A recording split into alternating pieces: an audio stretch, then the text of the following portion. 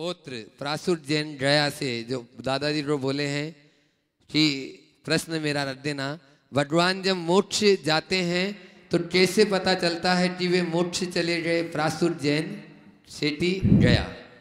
बहुत अच्छी बात पूछी है। भगवान को जैसे ही मोक्ष की उपलब्धि होती है, कोई भी उनका कल्याणक होता है तो स्वर्ग के इंद्रों का आसन कब जाता है। इंद्रगण धरती पर आते हैं और भगवान का मोक्ष कल्याणक महामहोत्सव मनाते हैं, और जिस स्थान से किन्हीं को भी निर्वाण की प्राप्ति होती है वहाँ अपने वज्र से स्वस्तिक का चिन्ह बना देते हैं, जिससे सबको पता लग जाता है कि यहाँ से किन्हीं मुनिराज या तीर्थंकर भगवान को मोक्ष की प्राप्ति हुई है और ये उनकी मोक्ष भूमि है। इस प्रकार उनके मोक्ष का सबको पता चल जाता है। जो बच्चे यहाँ हैं पहले उनको बुलाओ। सब जो बच्चे उपस्थित हैं लाइन से चले आएंगे। दिव्यांश जैन, अनुष्का जैन सेठी जया हमारा जो पूछ रही हैं, पर्वत पर जो चरण बने हुए हैं क्या वे भगवान के ही चरणों के शेप और साइज के हैं और उन्हीं के हैं? क्या भगवान उसी स्थान से मोक्ष गए हैं? भगवान का मोक्ष जाने की बात तो वहीं से है, लेकिन शेप और साइज वो नहीं है, वो आज के हिसाब के। चलो। नमस्ते महाराज, मेरा प्रश्न ये नमस्ते महाराज जी, मेरा प्रश्न ये है कि जैन मंदिर में नारियल क्यों नहीं फोड़ते और अगरबत्ती क्यों नहीं लगाते? देखिए, जैन धर्म में जो पूजा अर्चा का तरीका है वो अलग तरीके का है। हम लोग भगवान की पूजा किस लिए करते हैं?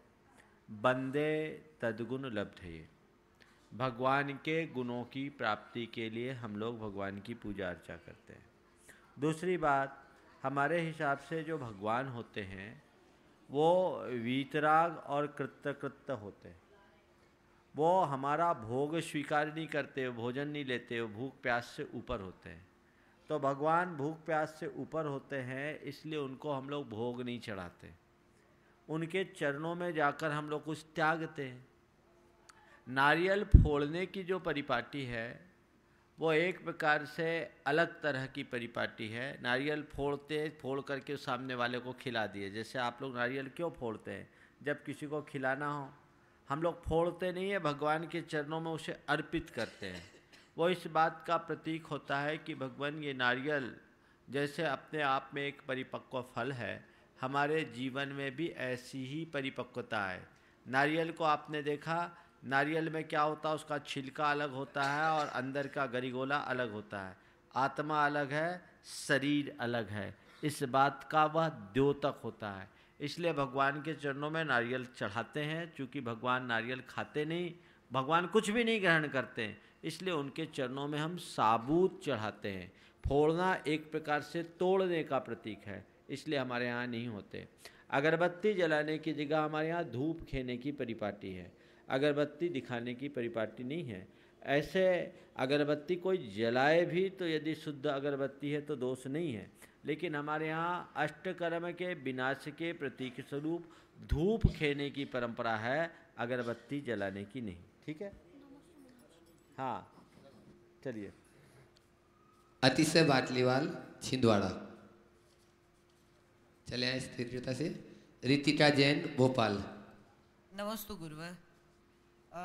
मेरा प्रश्न यहाँ है कि जब हमारा कोई अपना हमसे माइक पास में रखो। हाँ, जब हमारा कोई अपना शांत हो जाता है तो जो हमारे मन में भावना उत्पन्न होती है, क्या वह वैराग्य भावना होती है?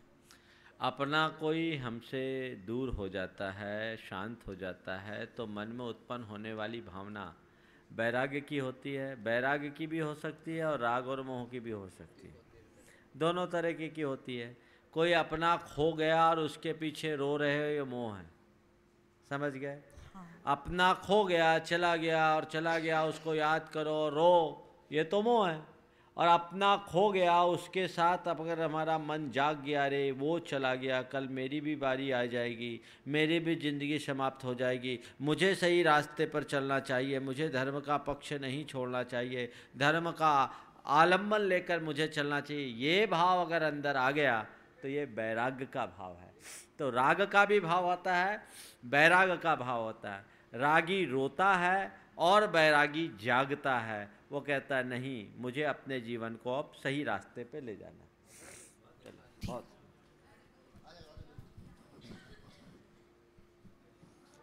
बच्चों को बोलो अपने आप आ जाओ, अपना अपना नाम बोलो, प्रश्न करते जाओ। बस जो बच्चे हैं जिनको भी पूछना आ जाओ। नमोस्तु महाराज जी, मेरा नाम रितिका है। मेरा आपसे यह प्रश्न है कि मुनि महाराज का शरीर तेजस है कि नहीं, हमें ये कैसे पता चलेगा? तेजस, तेजस से तात्पर्य? जैसे उनका शंका का पुतला जाता है। अच्छा अच्छा अच्छा, पहले तो ये तुम्हें समझना होगा, इसका मतलब ये बच्ची स्वाध्याय करती है। बहुत अच्छा, छोटी सी बच्ची है और इस उम्र में स्वाध्याय करती है, बहुत प्रशंसनीय। हाँ नहीं, चलो आता हूँ बात। देखिए हम लोगों के जो ये शरीर दिख रहा है ना, इस शरीर के साथ दो सूक्ष्म शरीर भी है। ये जो स्थूल शरीर दिखता है हम लोगों का, हम मनुष्यों का, पशु पक्षियों का, इसको बोलते हैं औदारिक शरीर।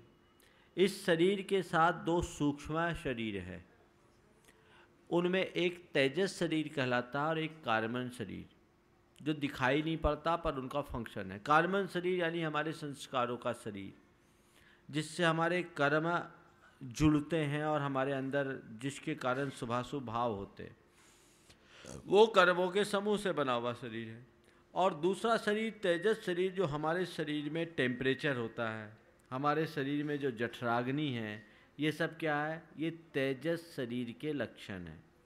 जैसे व्यक्ति जब तक जीवित रहता हो उसके शरीर में टेम्परेचर रहता है, और प्राण खत्म होते ही शरीर ठंडा पड़ जाता है, यानी क्या हुआ? ये तेजस शरीर हमारी आत्मा से छूट गया, कार्बन शरीर हमें अगले जन्म में ले जाता है। तो ये तेजस शरीर जो है सभी जीवों में होता है, पर ये तेजस शरीर, जिसे दूसरे शब्दों में कहें कि इलेक्ट्रिकल बॉडी, सब जीवों को होता है। इसके दो रूप होते हैं, एक निस्सरणात्मक और दूसरा अनिस्सरणात्मक। निस्सरणात्मक यानी बाहर निकलने वाला, और अनिस्सरणात्मक यानी बाहर न निकलने वाला। जो निस्सरणात्मक तेजस शरीर होता है वो हमारे शरीर से बाहर भी निकल सकता है। वो किनको होता है? सबको नहीं होता। तपोबल की विशेषता से किन्हीं किन्हीं मुनिराज को होता है। क्या होता है? किसी किसी महाराज के पास ऐसा पावर आ जाता है जिसके कारण उनके शरीर से वो नया शरीर निकलकर अच्छा भी कर सकता है, बुरा भी कर सकता है। इसको शुभ तेजस और अशुभ तेजस बोलते हैं। शुभ तेजस किन्हीं मुनिराज जिनको ये होता है, उनके अंदर जब बहुत करुणा की भावना होती है, मन दया से भींग उठता है, तो उनके दाएं कंधे से निकलता है और 12 योजन के पूरे इलाके में सुभिक्ष, शांति, सद्भाव करके वापस लौटता है और मुनि के शरीर में समाहित हो जाता है। और अशुभ तेजस ऐसे ही किन्हीं मुनिराज के जब बहुत किसी निमित्त से गुस्सा आ जाए, महाक्रोध आ जाए, तो उनके बाएं कंधे से निकलता है। भयानक आकृति वाला होता है, सिंदूर की तरह लाल होता है और 12 योजन के इलाके में रहने वाले अपने वैरी को भस्म कर डालता है। जिसके निमित्त से क्रोध आया उसको एकदम भस्म कर देगा। और ज़्यादा देर तक टिक जाए तो जिन मुनि महाराज के शरीर से निकला उनको भी भस्म कर डालेगा और समाप्त होगा। अब आपने पूछा है इसने कि ये पता कैसे चलता है कि इनको तेजस है या नहीं है। इसका आगम में कोई वर्णन नहीं मिलता और ये बुद्धिपूर्वक तेजस शरीर का प्रयोग होता है ऐसा देखने में नहीं आया। तो ये जिनको होता है उनको होता है। दीपायन मुनि का उदाहरण आता है कि उनको तेजस शरीर था और उस तेजस के कारण ही द्वारिका का दहन हुआ था, पर इसका आगम में ऐसा कोई वर्णन देखने में नहीं आया जिसके आधार पर ये कहा जा सके कि इनको ये निकलने वाला तेजस है इसका पता। काहल की आकृति का, काहल माने बहुत विकराल आकृति। चलिए अगले। ईशना कासलेवा। कहाँ से आई ये बोलो? नैरोबी। हाँ हाँ बोलो। नमस्ते महाराज जी, मेरा प्रश्न ये है कि अगर सबके किस्मत में लिखा है कि उन्हें डॉक्टर इंजीनियर ये बनना है, यदि ये सच है तो अगर चोर की किस्मत में लिखा है कि वो चोरी बनेगा, तो उसे जब वो चोरी करेगा उसे पाप क्यों लगे? क्योंकि बहुत अच्छा प्रश्न किया है। कभी कभी बच्चे ऐसे प्रश्न रखते हैं जो बड़ों बड़ों के दिमाग में नहीं आता। बेटे देखो, ये बात हम लोग कहते हैं कि जिसके किस्मत में जो लिखा है वही बनता है, ये सामान्य कथन है। किस्मत में जो लिखा है वो बनता है, ये बात किसी अर्थ में सही है, पर किस्मत हम अपने हाथों से बना सकते हैं, ये उससे ज़्यादा सही। समझ गए? तो मेरे किस्मत में क्या लिखा है मुझे पता नहीं। मैं अपनी बात बताऊं, मेरा हाथ देखने वाले ने कभी देखा होगा, जब मैं बहुत छोटा था तो उसने हाथ देखकर बोला था ये घर से भाग जाएगा। समझ गए? क्या लिखा था? भाग जाएगा। निश्चित भागा तो भागा हूं, लेकिन जागा हूं। समझ गया? तो क्या हुआ, मुझे एक सही गुरु का रास्ता मिल गया, तो आज मैं कहां पहुंच गया। समझ गए?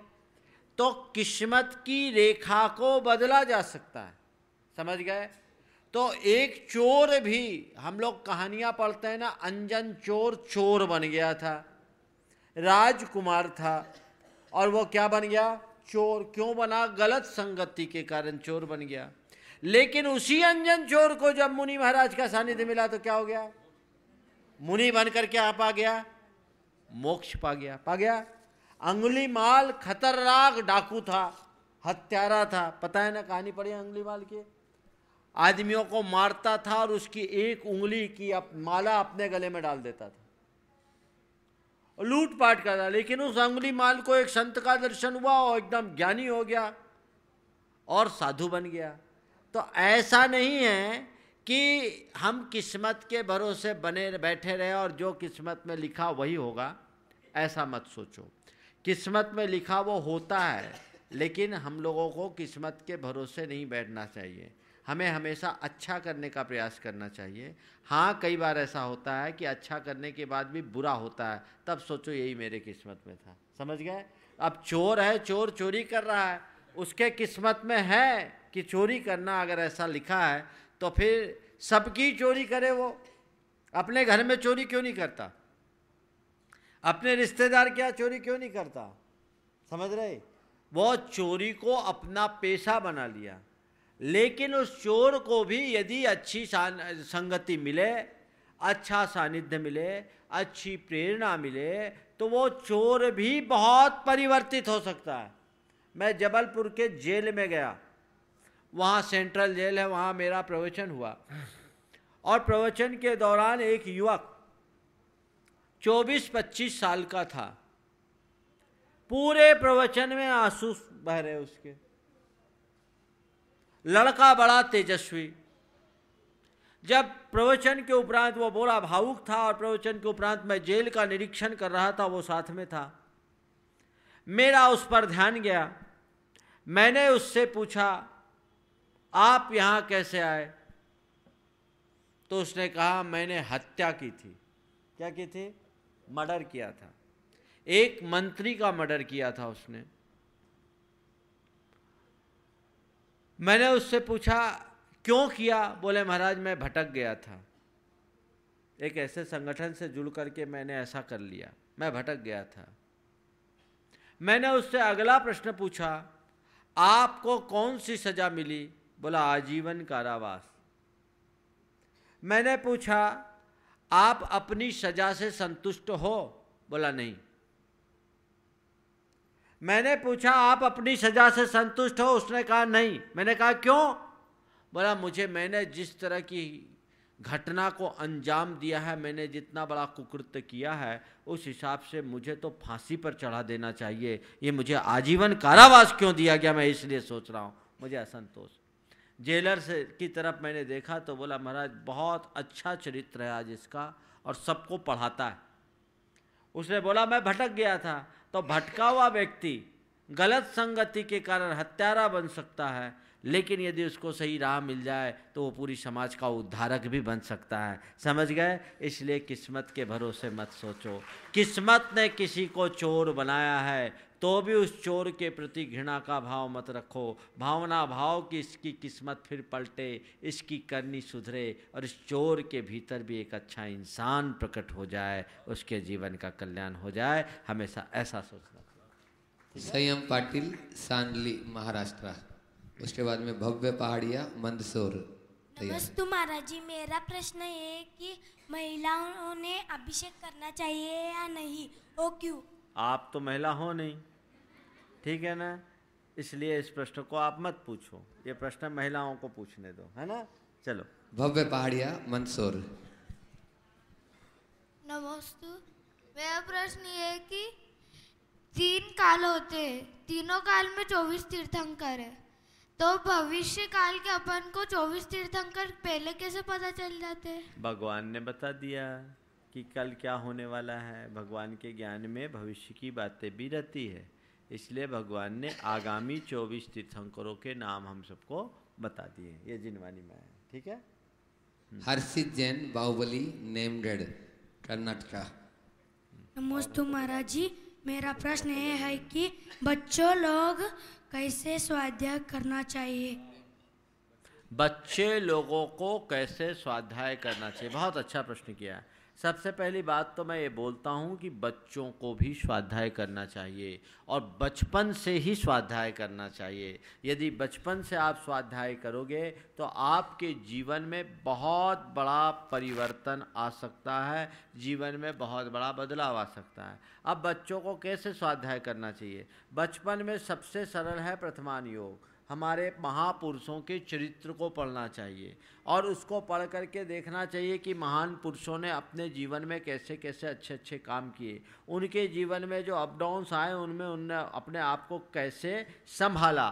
तो सबसे पहले बच्चों को पुराण पुरुषों का चरित्र, पुराण ग्रंथों को पढ़ने का प्रयास करना चाहिए और फिर जो हमारी बेसिक मूलभूत बातें हैं उनको बताने के लिए जो पहले भाग से शुरुआत करना चाहिए और फिर 6 डाला, तत्वार सूत्र जैसे ग्रंथों का स्वाध्याय करना चाहिए, जिससे बच्चों को आत्मा का बोध हो और अपने जीवन के कल्याण का रास्ता भी प्रशस्त कर सके। ठीक है, चलिए।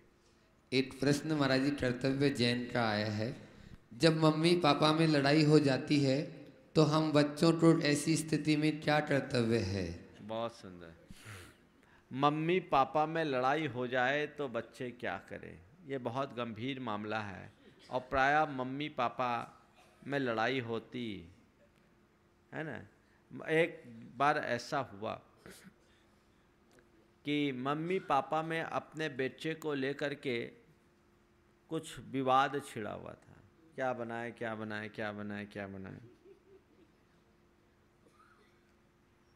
तो बड़ा होगा तो मम्मी कह रही थी कि हम अपने बेटे को डॉक्टर बनाएंगे और पिता कह रहे थे कि हम अपने बेटे को वैज्ञानिक बनाएंगे।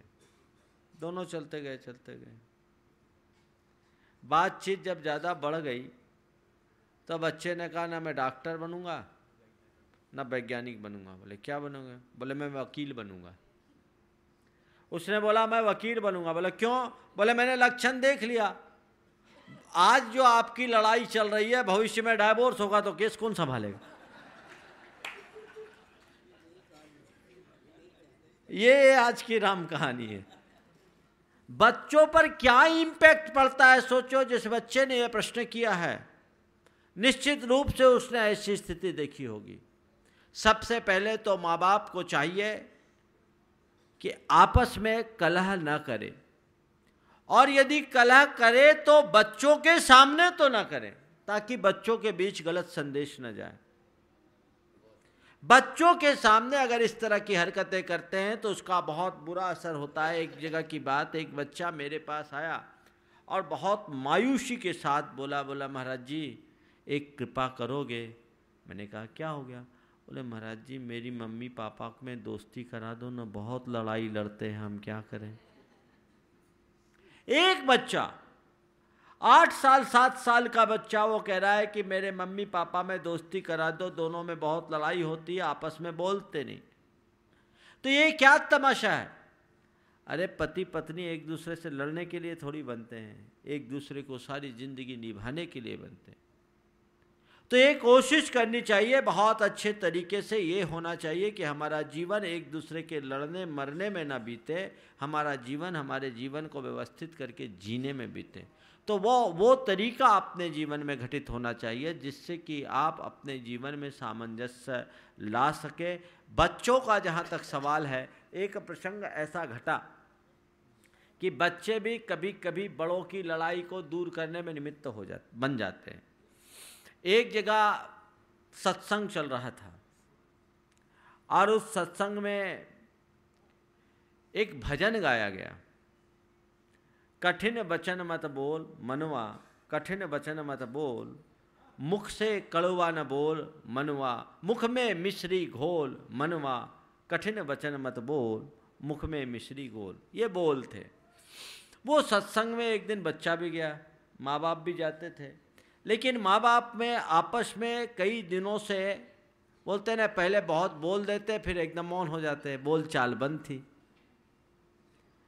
अब दोनों सत्संग सुनकर आए और कई दिनों से पति पत्नी में आपस में खींचातानी, एक दूसरे से बोले नहीं, काम कैसे चले आप लोग तो जानते ही, ये अनुभव आप लोगों का, मेरा नहीं।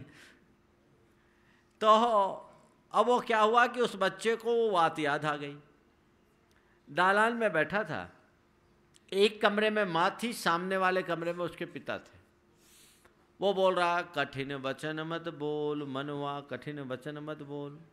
उसके पिता ने सुना तो माँ की तरफ इशारा करके बोला, जा मम्मी को सुना।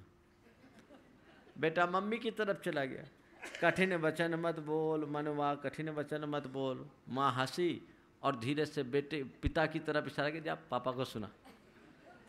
अब वो क्या हुआ, इधर वो मम्मी की तरफ सुनाए तो कहे पापा को सुना, और पापा की तरफ सुनाए तो कहे मम्मी को सुना। बेटा एक बार दो बार तो इधर से उधर डोला, अब जब देखा कि इधर से हमको उधर और उधर से इधर किया जा रहा है तो वो बीच में बैठ गया और बोला, ना मैं इधर ना उधर, मैं बीच में बोलूँगा।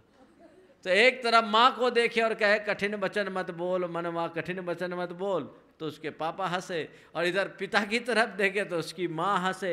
वो कुछ देर तक यही गीत गुनगुनाता रहा और दोनों एक दूसरे को देख करके हंसे। और उस हंसी के बाद उस बच्चे के मोहक अंदाज का असर ये हुआ कि दोनों का मन साफ हो गया और दोनों ने कहा, बिल्कुल ठीक कहता है बालक, कठिन वचन मत बोल मनवा, कठिन वचन मत बोल। और माँ बाप के बीच जो एक मौन चल रहा था वो मौन टूट गया, दोनों के मध्य संवाद और सामंजस्य भी स्थापित हो गया। तो कई बार बच्चे भी निमित्त बन जाते हैं। बिल्कुल बच्चों के सामने इस तरह का अप्रिय प्रसंग कभी नहीं करना चाहिए। और कई बार कई माँ बाप तो अपने बच्चों को उकसाते भी एक दूसरे के अगेंस्ट।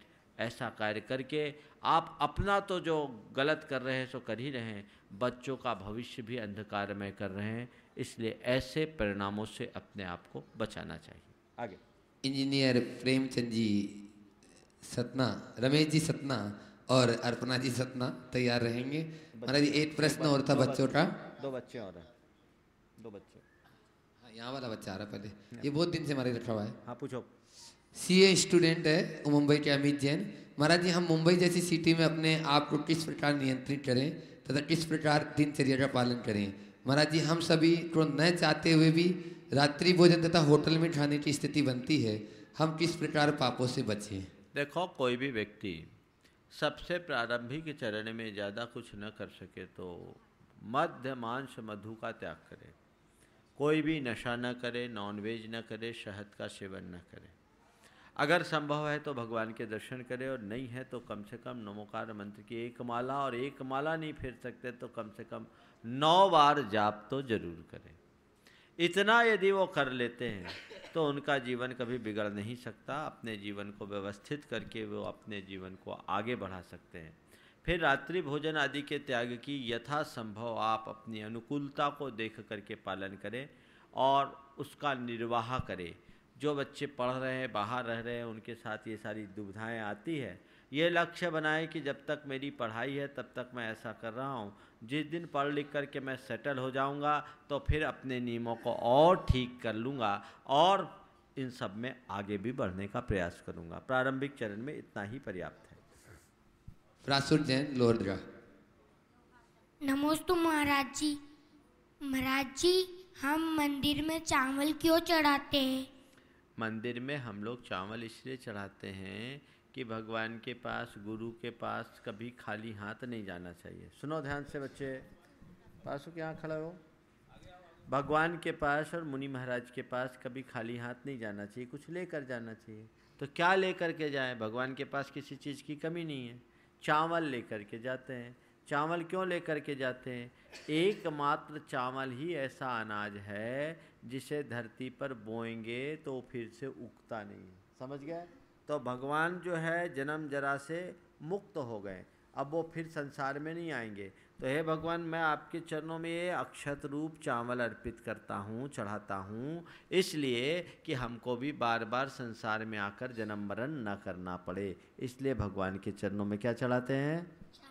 समझ गए? चलो आगे। इंजीनियर रमेश जी सतना। अब बच्चों के बाद बड़ों का सत्र आ गया है। अच्छा, बच्चे पूरे हो गए? चलो हाँ, बच्चों के समय का अतिक्रमण कर लिया हम लोगों ने। पराश्री, वर्तमान में लगभग सभी धर्मों के धर्मगुरुओं के द्वारा धर्म की गंगा का प्रवाह होता है, फिर भी आपराधिक घटनाएं बहुत ज़्यादा होती हैं, जबकि 30 कल ही मैंने इस प्रश्न का उत्तर दिया है। आप कोई और पूछो, उस समय आप ट्रेन में होंगे। हाँ। दूसरा पूछो। हाँ हाँ,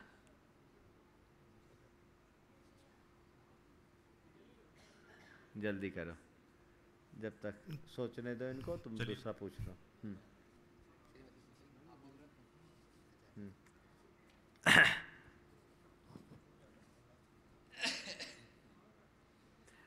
प्रति रविवार शनिवार बच्चों के लिए विशेष रूप से आग्रह किया गया।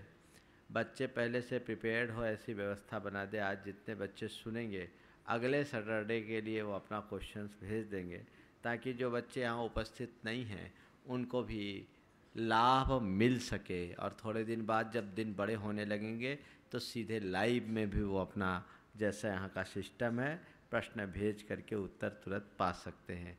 अभी जो और यहाँ उपस्थित है, बड़ों को बुला लो। श्रीमती चंद्रकला पाटनी रांची तैयार रहे। राजेंद्र कुमार जी ने हैदराबाद से पूछ रहे हैं। हाँ, रमेश भैया ही पूछ रहे हैं। चलो राशि, वर्तमान में हम जैसे श्रावकों को या और भी श्रावकों को 4 व्हीलर वाहनों से बहुत सफ़र करना पड़ता है, और 4 व्हीलर वाहनों में हत्या हो जाती है। कई बार पंचेंद्रीय जीवों की भी हत्या हो जाती है। इवन देन चलाता तो गाड़ी ड्राइवर ही है, लेकिन हम लोगों के निमित्त से चलाता है। तो उस हत्या में या उस मृत्यु में हम लोग कितने सहभागी हैं, और उसका क्या हम लोगों को प्रायश्चित करना चाहिए? देखिए, अगर आप गाड़ी चलाते हैं तो सावधानी से चलाएं। नहीं, ड्राइवर चलाता महाराज जी, हमारे निमित्त से चलाता। आप ही चलाते हैं, ड्राइवर तो निमित्त है। आपकी आज्ञा के बिना ड्राइवर नहीं चलाता। तो अगर आप गाड़ी से सफ़र करते हैं, आपके निमित्त से गाड़ी चलती है, और उसमें जो भी जीवों की हिंसा हो रही है, आप उसके भागीदार तो हो ही। इसलिए उत्तम तो यही है कि पैदल गाड़ी में चलो और मुनि महाराज की तरह विहार करने वाले बन जाओ। लेकिन मुझे मालूम है ये बात आपको जचेगी नहीं, क्योंकि आपके जीवन में प्रैक्टिकल नहीं है। तो यथासंभव सावधानी से चलाएं। जितना बन सके इनका प्रयोग कम से कम करें, जब ज़रूरी है तभी करें। और इसमें छुटपुट जीवों की जो हिंसा होती है, उसका समय समय पर भगवान के सामने अपनी निंदा आलोचना करके प्रायश्चित लें। और यदि किसी विशेष प्राणी की, पंचेंद्रीय प्राणी की हत्या होती है, तो उसके लिए तो अलग से जाकर एकांत में विशिष्ट प्रायश्चित लेना चाहिए। और वो पंचेंद्रीय जीव का प्रायश्चित है, उसके अनुरूप ही उसकी शुद्धि होगी, इसके अलावा और कोई रास्ता नहीं। आगे मेरे पास 2 प्रश्न आए हुए हैं। एक पूछा है डॉक्टर सुलोचना जैन सिवनी मालवा से। वो पूछ रही है कि मेरा स्वयं का नर्सिंग होम है एवं व्रतों के समय सुबह मंदिर में पूजा करके 10 बजे अपने नर्सिंग होम में रुक जाती हूँ, 3 बजे आकर फिर एकासन करती हूँ, तो क्या मुझे इसका पुण्य नहीं मिलेगा? मेरा व्रत नहीं कहलाएगा? बहुत अच्छा कहलाएगा कि इतनी विषम परिस्थिति में भी वो व्रत का पालन कर रही हैं। ऐसे डॉक्टर को मेरा बहुत आशीर्वाद है, और वो इसी तरह से अपना काम करते रहे। एक पूछा है जबलपुर से, सेल्टेक्स ऑफिसर हैं, कि जैन के 24 भगवान ही क्यों होते, 25 या 26 या 27 क्यों नहीं होते? ये अरविंद राजा के थ्रू आया है। देखिए, 24 ही क्यों होते हैं, मैंने शायद पहले भी बोला, ये प्रश्न ऐसा ही है जैसे कोई पूछे आपकी आंखें 2 ही क्यों हैं, नाक में 2 छेद ही क्यों हैं, 3 क्यों, कान 2 ही क्यों, 1 क्यों नहीं। तो इसका कोई उत्तर नहीं है, स्वभावतः ऐसे हैं। फिर भी मैंने एक बार आप लोगों को बताया था कि हमारे भगवान 24 हैं और हमारे भगवान परमात्मा होते हैं। परमात्मा शब्द अपने आप में ऐसा बताता है कि परमात्मा 24 ही हो सकते हैं। आप सबको परमात्मा 24 क्यों होते, थोड़ा कागज़ पेन देना। एक बार शायद मैं बता दिया हूँ, पर ये चूँकि एक विशेष अधिकारी ने पूछा है जो मूलतः जन्म नहीं है, जन्मतः जैन नहीं है, और उनका यह प्रश्न मेरे पास आया है, इसलिए मैं इसको आज दोहरा रहा हूँ कि परमात्मा शब्द को आप मेरी तरह लिखिए, प र मा त और माँ। इसको पुरानी हिंदी के हिसाब से देखें तो ये प है, प कितना दिख रहा है, 5, पुराने हिसाब से 5। ये र दिख रहा है 2, ये माँ है, पुरानी गणित में महाजनी में ये 4 है, और ये 2 पाई है, वो आधे की प्रतीक, एक एक पाई एक एक चवन्नी होती, तो 4.5, 4.5। और ये जो त है ये 8 जैसा दिखता है, तो यहाँ लिख दीजिए 8, और फिर माँ का 4.5, 4.5। तो ये हो गया 5, 2, 7, 4, 11, 11.5 और 8, 19.5 और 4.5 कितना हो गया, 24। तो परमात्मा शब्द ही बोल रहा है कि वो 24 ही होते, 25 नहीं होते, इसलिए हमारे यहाँ 24 भगवान की ही व्यवस्था है। आगे नहीं, आगे चलो थोड़ा। मंजू जैन बनावर। आगे। नमस्ते महाराज जी, मेरा प्रश्न है कि मधुर जीवन जीने का क्या रहस्य है? मधुर जीवन जीने का क्या रहस्य है? आप बहुत अच्छा प्रश्न किए हैं, ये तो पूरे प्रवचन का विषय है। जीवन में मधुरता अगर आप लाना चाहते हैं तो कुछ चीज़ें मैं आपसे कहता हूँ। सबसे पहले अपनी वाणी में मिठास घोलिए। जिसके मुख में मिठास उसका हर दिल में निवास, और जिसके मुख में खटास उसका वैरी सारा समाज। कोई पसंद नहीं करता। मुख के माधुर्य से जीवन में माधुर्यता आती है। तो मीठा बोलिए, मुंह में मिश्री की डली रखिए। ऐसा बोलिए जो सबको आनंदित करे, सबके भीतर आह्लाद उत्पन्न करे। ऐसा न बोलें कि जिससे सामने वाले के मन में आघात पहुंचता हो। तो भाषा की मधुरता, मीठी वाणी बोले, व्यंगोक्ति, गर्वोक्ति, कटोक्ति, कटाक्षपूर्ण उक्ति, इस तरह के शब्दों का प्रयोग न करें। ऐसे शब्द कभी न करे जो किसी को चुभे। ऐसे शब्द बोले जिससे सामने वाले का मन खिल जाए। एक शब्द है जिसको सुनने से सामने वाले का मन खिलता है, और एक शब्द है जिसको सुनते ही चित्त खौल जाता है। कैसा बोलना पसंद करेंगे? मधुरता चाहिए ना, तो ऐसा बोले कि सामने वाला बाग बाग हो जाए। ऐसा कभी ना बोले कि उसके चित्त में आग लग जाए। आग लगाने का काम नहीं, बाग लगाने का काम होना चाहिए। तो वाणी में मधुरता नंबर 1। नंबर 2, आप अपने जीवन में मधुरता ला करके जीना चाहते हैं तो प्रतिक्रियाएं कम करें। कोई कुछ कहे तो तुरंत रिएक्ट करने की आदत छोड़ें। हमारे जीवन में असहजता कब आती है? जब हम दूसरों से प्रभावित हो जाते हैं और रिएक्ट हो जाते हैं। सबको नज़रअंदाज करें, प्रतिक्रियाएं कम करें और प्रतिक्रियाओं से प्रभावित ना हो। ये 2 बातें आपके जीवन में जुड़ेगी, आपके अंदर मधुरता आएगी, जीवन में सहजता आएगी। नंबर 3, अपने अभिमान को ज़्यादा पुष्ट न करें। अपने अभिमान को पुष्ट न करें, विनम्रता को अपने जीवन का आदर्श बनाकर चले। यदि आप विनम्रता को अपने जीवन का आदर्श बनाते हैं, आपके जीवन में मधुरता आएगी। और यदि अभिमान आपके जीवन में आएगा तो जीवन में कभी भी मधुरता नहीं आ सकती। अभिमान हमारे जीवन में कटुतापन ले आता है। और चौथी बात जो जीवन को की मधुरता के लिए बहुत ज़रूरी है वो ये है कि अपने सुबह की शुरुआत प्रसन्नता से करें। अपने सुबह की शुरुआत प्रसन्नता से करें। प्रसन्नता से करें मतलब जब सुबह उठो, आँख खोलो अपने आप को अहोभाव से भरो। आहा, मैं कितना खुश नसीब हूं कि मुझे जीवन का एक नया दिन देखने का सौभाग्य मिला है। अगर भाग्य छीन होता तो रात में ही ऊपर चले जाते, सोए रह जाते। लेकिन मैं भाग्यशाली हूं कि मुझे एक नया दिन देखने का सौभाग्य मिला है। अपने आप को खुश नसीब मानो, भाग्यशाली मानो और मन को खूब प्रसन्नता से भरो। मैं आपसे पूछता हूं, जैसे कोई व्यक्ति आपको एक साधारण सी गिफ्ट देता है, आप क्या करते हो? उस समय आपके चेहरे की स्माइल कैसी होती है? हाँ, होती है? स्माइल दीजिए। आपको कोई 2 रुपये की गिफ्ट देता, आप उसको स्माइल देते हैं। प्रकृति ने तुम्हें जीवन का इतना बड़ा उपहार दिया, उसके प्रति तुम्हारी कोई स्माइल? खुशी से अपने आप को भरो। मैं भाग्यशाली है परमात्मा, तेरी अनंत कृपा कि तेरी कृपा से मुझे आज जीवन का एक नया दिन देखने का सौभाग्य मिला। हे प्रभु, मैं श्रद्धावनत हूँ, कृतज्ञ हूँ तुम्हारे प्रति। मुझे ऐसी शक्ति देना, ऐसी सामर्थ्य देना कि मैं आज के दिन को एक अच्छा दिन बना सकूं। आपका मन प्रसन्नता से भरेगा। जीवन में मधुरता लाने के और भी बहुत सारे उपाय हैं, पर सार में मैंने आपको आज 4 बातें बताई।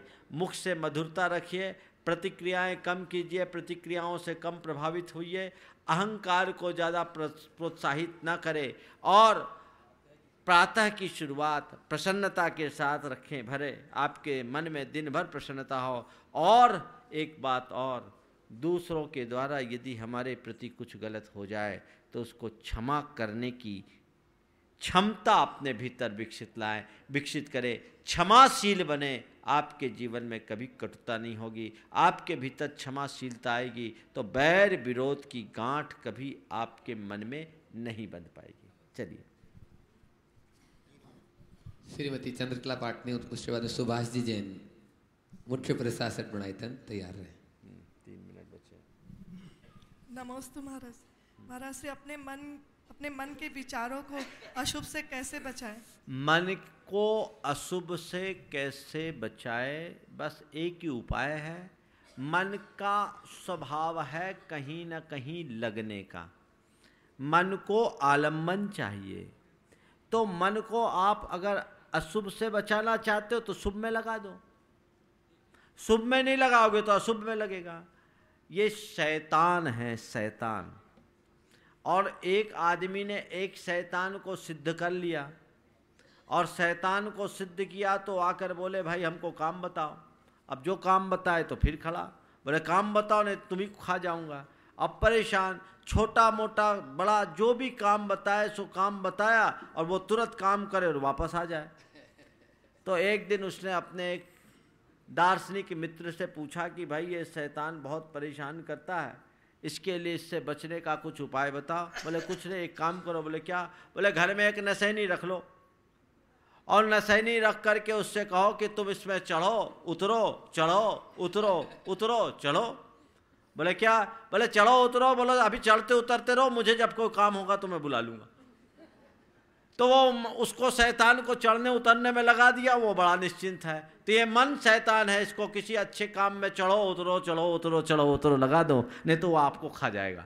तो मन को शुभ में लगाना जरूरी है ताकि आप अपने आप को अशुभ से बचा सकें। चलिए। हाँ। नमस्ते महर्षि। महर्षि, सभी जगह पढ़ा है, शास्त्रों में भी लिखा है कि सिद्धालय में विराजमान जितनी सिद्धात्माएं बहुत अनंत सुख का अनुभव करती है। मैंने कई बार कोशिश की उस सुख की कल्पना करने की, बहुत मुश्किल है मेरे लिए। ये तो ऐसा है जैसे गूंगा से गुड़ का स्वाद पूछा जाए।